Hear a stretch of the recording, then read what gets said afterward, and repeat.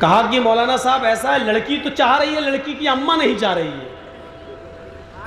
تو بولے ٹھیک ہے اماں کے سامنے پہن کے آ جانا. تو کہنے لگا لڑکا ایسا نہ ہو کہ لڑکی کی جگہ اماں ہی پھر فدا ہو جائے میرے اوپر. تو مارا بریلوی کٹ ملاؤں کے منہ پہ تھپڑ، لے جوتا. آ جاتے نا منہ میں پان بھرا ہوا کھینی بھرے ہوئے منہ میں کر رہے ہیں. ایک شخص گیا ان کے پاس، مولانا صاحب کیا بات ہے؟ کیا بات ہے؟ ہاں پان کھاتا جا رہا ہے، ایک لڑکی سے محبت ہو گئی ہے، تعویذ چاہیے. ہاں ہو جائے گا کام. اتنا روپیہ دو، یہ تعویذ گلے میں ڈال لینا، اس لڑکی کے سامنے آ جانا، لڑکی بھاگتی ہوئی تیرے پاس چلی آئے گی. کہا کہ مولانا صاحب ایسا ہے، لڑکی تو چاہ رہی ہے، لڑکی کی اماں نہیں چاہ رہی ہے. تو بولے ٹھیک ہے اماں کے سامنے پہن کے آ جانا. تو کہنے لگا لڑکا ایسا نہ ہو کہ لڑکی کی جگہ اماں ہی پھر فدا ہو جائے میرے اوپر. تو کہا نہیں اماں تمہیں اپنی بیٹی دے دے گی، مطلب بالکل وہ مان. ایک لڑکا پہنچ گیا اس کے پاس، مولانا صاحب ایسی ایسی پریشانی. اس نے کہا ہو جائے گا کام. لڑکی کا نام بتاؤ. صاحب نام نہیں بتاؤں گا میں. کہا کیوں؟ کہا نہیں مولانا صاحب نام نہیں بتاؤں گا، ایسی فدا ہونی چاہیے لڑکی میرے اوپر. نہیں لڑکی کا نام تو لکھا جائے گا تعویذ پر، اس کا اور اس کے باپ کا نام تو بتانا پڑے گا تمہیں. کہا نہیں مولانا صاحب نام نہیں بتاؤں گا. مولانا نے کہا پھر تعویذ نہیں ملے گا. ارے وہ لڑکی پھر کیسے فدا ہوگی جب تک نام نہیں لکھا جائے گا؟ تو اس نے کہا مریم. کہا باپ کا نام بتاؤ. کہ باپ کا نام نہیں بتاؤں گا. کہا کیوں؟ مریم تو بہت ہے، پتہ نہیں کون سی مریم. جب تک باپ کا نام نہیں بتائے گا تب تک پھر وہ لڑکی اسی باپ کی بیٹی تو فدا ہوگی. تو اس نے کہا مولانا صاحب آپ ضد کر رہے ہیں. تو اس نے اس کا نام بتا دیا جس کا نام پوسی کی بیٹی تھی، مولانا کی. یہ کہا کیا ہوا؟ یہ تو میرا نام ہے. بولا آپ ہی کی بیٹی سے تو پیار کرتا ہوں میں بتانا نہیں چاہ رہا تھا آپ کو. مولانا نے اٹھائی چپل کمینے. اس نے کہا واہ صاحب مولانا، دوسروں کی بہن بیٹیاں پیار کریں تو تعویذ دی جا رہی ہے، اور آپ کی بیٹی سے ہم پیار کریں تو جوتے چپل اٹھائے جا رہے ہیں. کیا مطلب ہے؟ جو کام دوسروں کے لیے آپ کر رہے ہو، پھر وہ کام اگر جائز ہوتا تو اپنی بہن اور بیٹی کے لیے کیوں نہیں کر رہے ہو؟ مولانا کہتے بھاگتا کہ نہیں بھاگتا؟ یہ تو وہابی مولوی، بھاگ. اس کو بھگا دیا، مارے. یہ حالت ہو رہے ہیں. وَلَا يَسْتَرْقُونَ، جو جھاڑ پھونک نہیں کرتے ہوں گے. جھاڑ پھونک میں صرف سورہ فاتحہ پڑھ کے، معوذتین پڑھ کے، قُلْ اعوذ برب الفلق، قُلْ اعوذ برب الناس، یہ چیز جائز ہے، آپ پڑھ کے دم کر سکتے ہیں مریض پر. لیکن اگر کوئی شخص یہ جھاڑ پھونک بھی نہ کرائے اور یہ کہے کہ اللہ نے مجھے بیمار کیا ہے، اللہ ہی مجھے شفا دے گا، اللہ پر توکل کرتے ہوئے جھاڑ پھونک بھی نہ کرائے اور کسی مولوی سے دم بھی نہ کرائے اپنے اوپر، تو یہ شخص بھی جنت کے اندر جائے گا بغیر حساب و کتاب کے. پھر سن لیجئے، قرآن کی سورت سورہ فاتحہ، معوذتین، قل اعوذ برب الفلق، قل اعوذ برب الناس، اور اسی طریقے سے اللہم اشفی انت الشافی لا شفاء الا شفاؤک شفاء لا یغادر سقما، یہ دعائیں پڑھ کے دم کی جا سکتی ہیں مریض پر. جائز ہے، کوئی گناہ نہیں ہے. یہ دعائیں پڑھ کر دم کی جا سکتی ہیں. اپنے بچوں پر بھی دم کر سکتے ہو تاکہ ان پر نظر بد نہ لگے، جائز ہے. لیکن اگر کوئی شخص اللہ پر توکل کرتے ہوئے یہ کہے کہ نہیں مجھے یہ صورتیں پڑھ کر بھی دم نہیں کرانا ہے، جب بیمار اللہ نے کیا ہے تو شفا بھی اللہ دے گا، تو یہ شخص اور زیادہ افضل ہے. اللہ کے نبی فرماتے ہیں جو جھاڑ پھونک نہ کراتا ہو وہ بھی 70,000 لوگوں میں وہ بھی شامل ہو. اور چوتھا، وَعَلَىٰ رَبِّهِمْ يَتَوَكَّلُونَ، جو ہر معاملے میں اپنے رب کے اوپر توکل کرتا ہو، اپنے رب کے اوپر بھروسہ کرتا ہو. تو یہ 4 قسم کے لوگوں کو اللہ کے نبی نے جنتی بتایا ہے. جو بدشگونی نہیں لیتے ہوں گے، اپنے جسم کو دقواتے نہیں ہوں گے، جھاڑ پھونک نہیں کراتے ہوں گے، اور اپنے رب کے اوپر ہر معاملے میں توکل و بھروسہ کرتے ہوں گے، یہ لوگ ایسے ہوں گے. اللہ رب العالمین 70,000 لوگوں کو، ان میں سے 70,000 لوگوں کو بغیر حساب و کتاب کی جنت میں داخل کرے گا. یہ سن کر ایک صحابی نام ہے جن کا عکاشہ کھڑے ہوتے ہیں اور کہتے ہیں کہ اللہ کے رسول میرے بارے میں اللہ سے دعا کیجئے. اے اللہ کے رسول میرے لیے اللہ سے دعا کیجئے، فدعوا اللہ لی، اے اللہ کے نبی میرے لیے اللہ سے دعا کیجئے، اللہ مجھے ان لوگوں میں سے کر دے۔ اللہ کے نبی فرماتے ہیں عکاشہ تم انہی لوگوں میں سے ہو، 70,000 لوگوں کو جب جنت میں داخل کیا جائے گا ان میں تمہارا بھی نام آئے گا، اے عکاشہ ان 70,000 لوگوں میں تم بھی شامل ہو۔ عکاشہ نے جب کہا کہ اللہ کے رسول میرے لیے دعا کیجئے، اللہ کے نبی نے کہا تم بھی انہی میں سے ہو، تو ایک اور صحابی اٹھے کہنے لگے اللہ کے نبی میرے لیے بھی دعا کر دیجئے، مجھے بھی ان میں سے کر دیا جائے۔ اللہ کے نبی نے کہا ابھی تو سب کہنے لگیں گے تو سب تو 70,000 یہی ہو جائیں گے، اور قیامت تک ہونا ہے، قیامت تک جتنے لوگ آئیں گے ان میں سے 70,000۔ اس لیے فرمایا سبقک عکاشہ، عکاشہ سبقت لے گیا، اب تو محنت کرو، کوشش کرو اور یہ 4 خوبیاں اپنے اندر پیدا کرو۔ اب سب کے لیے دعا نہیں کی جائے گی، خود بننے کی کوشش کرو، ان 70,000 لوگوں میں آنے کی۔ میرے بھائیوں جنت میں جانے والے لوگوں کی ایک لسٹ اللہ کے نبی بتا رہے ہیں۔ آئیے ایک ایسا عمل بتا دیتا ہوں جس عمل کے کرنے پر جنت کے 8 دروازے ہمارے لیے کھل جاتے ہیں اور 1 روپیہ خرچ نہیں ہو رہا ہے۔ 18 اور 20 ہزار کے موبائل لے کر اس میں اخلاق سے گری ہوئی فلمیں دیکھنے والوں، مووی دیکھنے والوں، شرم و حیا کو تار تار کر دینے والے سیریل دیکھنے والوں، روپیہ خرچ کر کے جہنم خرید رہے ہو۔ جنت میں جانے کا ایک راستہ اللہ کے نبی بتاتے ہیں، ہم اور ہمارا یہ نوجوان طبقہ اس سے کتنی دور ہے۔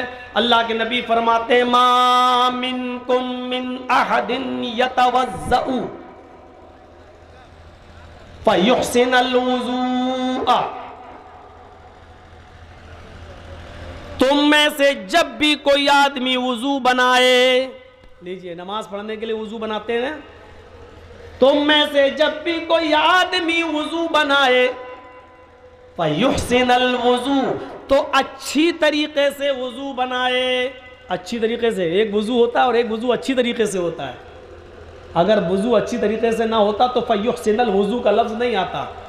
تم میں سے جب کوئی آدمی وضو بنائے تو اچھی طریقے سے وضو بنائے۔ ایک وضو کیا ہوا؟ وضو بنا رہے ہیں مولانا جرجی صاحب، نل پہ جماعت کھڑی ہے، ایک آدمی آیا، ہاں جماعت کھڑی ہو گئی مولانا صاحب، ہاں کتنی رکعت نکل گئی؟ 2 رکعت ہو گئی، ہاں 2 ہو گئی، 2 بچی، ہاں بیٹھا کیا مولانا بھی پیر ہی دھل رہے ہیں، وہ پورا وضو بنا کے پہنچ گیا۔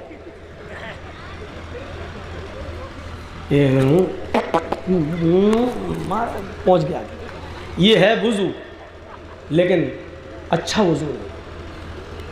اچھا وضو کیا ہے وہ بھی دیکھ لو۔ آج کچھ چیزیں سیکھو کچھ چیزیں۔ آج دوسرے اسٹائل کی تقریر کر رہا ہوں۔ وید رامائن چھوڑ دو، جانے دو۔ آج وید رامائن سننے سے تمہارا ایمان مضبوط نہیں ہو جائے گا، اور اس وقت ہندو ہیں بھی نہیں، ضرورت پڑی تو لاسٹ میں 1-2 سنا بھی دیں گے۔ چلو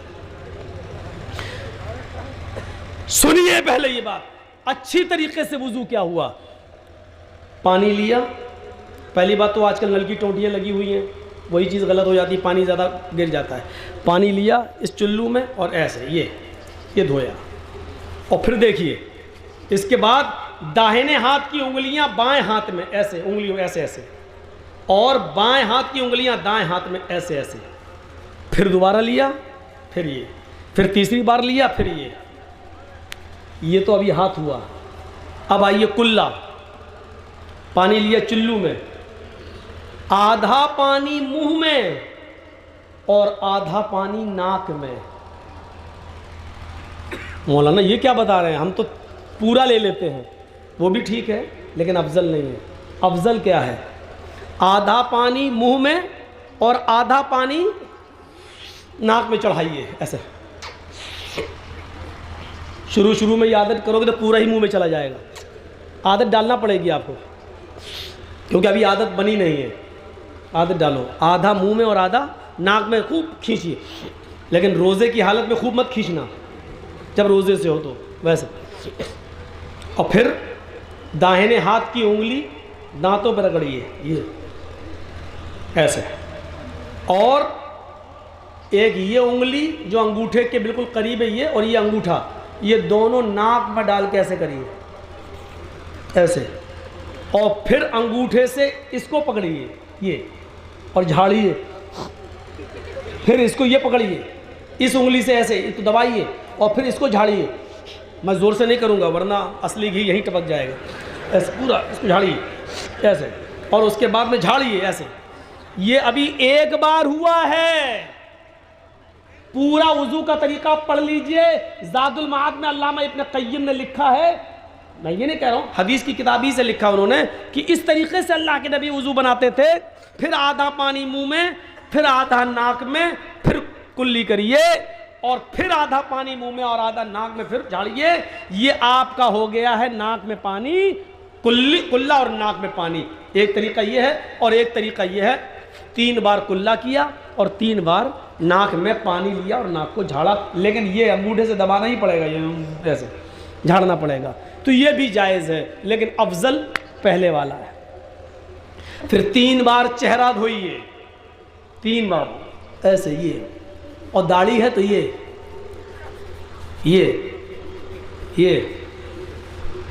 3 بار. اس کے بعد کوہنی تک ہاتھ دھلیے 3 بار, اور اس کے بعد یہ آیا سر کا مسا. دونوں ہاتھوں میں پانی ایسے لیجئے, یہاں سے یہ, اور یہاں تک لائیے جہاں پر آپ تکیہ لگاتے ہیں سر کا, یہاں تک, اور پھر اس کو واپس لائیے یہ. اس کے بعد میں آپ اپنی انگلی دیکھیے, اگر تھوڑا بہت پانی لگا ہوا ہے تو انہی دونوں ہاتھوں کی انگلیوں کو کان میں لے جائیے ایسے پورا سوراخ میں جو ہے, اور لے جا کے پھر وہیں سے گھمائیے جہاں جہاں گڈھے بنے ہوئے ہیں ایسے ایسے, یہ ایسے کرنے کے بعد پھر یہ آیا, اور دونوں انگوٹھوں سے یہ. ایمانداری کے ساتھ بتائیے ایسا کوئی وضو بناتا ہے؟ ہمارا وضو تو ہو رہا ہے لیکن اچھا وضو نہیں. اس کا مطلب نماز کا نمبر تو بہت بعد میں آئے گا, ابھی ہمارا وضو ہی ٹھیک نہیں ہے. یہ کان میں انگلی, اور اگر پانی نہیں لگا تو دوبارہ پانی لے لیجئے, کوئی حرج نہیں ہے. دوبارہ پانی لے کے پھر یہ ہم کیا کرتے ہیں یہ ہو گیا ایسے نہیں, یہ. اس کے بعد میں آپ 3 بار پیر دھل لیجئے, اور اس کے بعد میں آپ آئیے مسجد میں. اب آئیے اندر داخل ہوئیے, نماز پڑھیے. اب آپ دیکھیے جس نے اس طریقے سے وضو بنایا, اللہ کے نبی کیا کہتے ہیں, ما منکم من احد یتوضأ فیحسن الوضوء.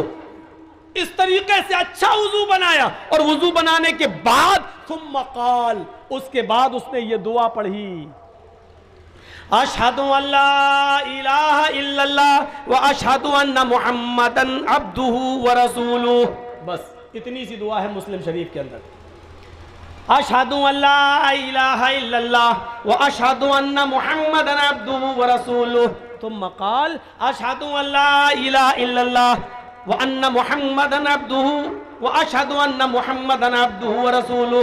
جس نے اتنی دعا پڑھ لی وضو بنانے کے بعد, جس نے یہ دعا پڑھی, اللہ کے نبی صلی اللہ علیہ وسلم اس آدمی کے بارے میں کیا فرما رہے ہیں, الا فتحت لہ ابواب الجنت الثمانیہ. اللہ رب العالمین کے فرشتے قیامت کے دن ایسے آدمی کے لیے جنت کے 8 دروازے کھول دیں گے. اس طرح وضو بنانے والا اور وضو کے بعد یہ دعا پڑھنے والے کے لیے جنت کے 8 دروازے کھول دیے جائیں گے. وہ جس دروازے سے داخل ہونا چاہے ہو جائے, وہ جس دروازے سے جنت میں جانا چاہے چلا جائے. اس آدمی کے لیے جنت کے 8 دروازے کھول دیے جاتے ہیں. ہمارا وضو ہی ٹھیک نہیں ہے, اور اچھی طرح وضو نہیں بناتے, اور وضو بنا لیا تو وضو کے بعد کی دعا نہیں پڑھتے.